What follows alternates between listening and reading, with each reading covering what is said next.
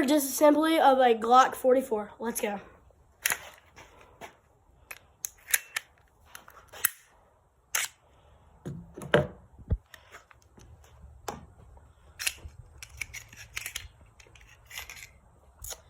There we go. That's fully disassembled, minus the trigger components, but there's nothing you need to take apart.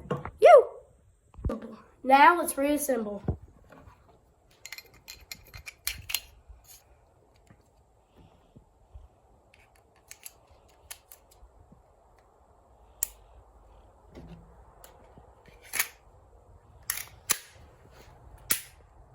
That's how you do it. Let's hope it works.